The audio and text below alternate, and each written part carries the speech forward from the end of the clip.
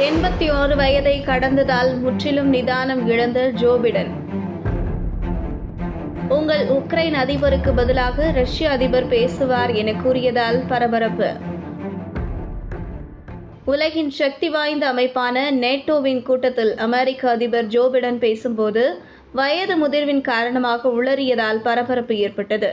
அவர் அருகே உக்ரைன் அதிபர் செலன்ஸ்கி நின்று கொண்டிருந்தார். அவரை விளாடிமிர் புதின் என ஜோ பிடன் அழைத்தார்.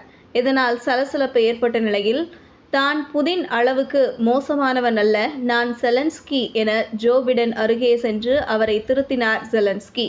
இதனையடுத்து சுதாரித்து கொண்ட ஜோ பிடன், புதின் தோற்கடிக்கப்பட வேண்டும் என்ற சிந்தனையிலேயே இருந்ததால் அவ்வாறு பேசிவிட்டதாக தெரிவித்தார். முன்னதாக தன்னை ஒரு பெண்ணாக உணர்ந்து அமெரிக்க வரலாற்றில் ஒரு கருப்பு அதிபருடன் பணியாற்றும் ஒரு கருப்பு இன பெண்ணாக தான் இருப்பதாக ஜோ பிடன் பேசியது கிண்டலுக்கு ஆளானது.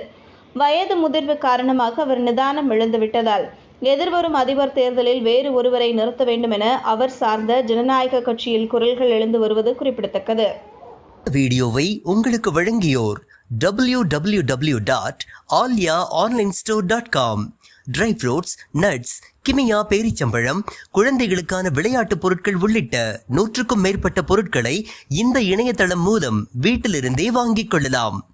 மேலும் விவரங்களுக்கு 9080394821 என்ற வாட்ஸ்அப் எண் மூலமாகவும் தொடர்பு கொண்டு பொருட்களை வாங்கலாம்.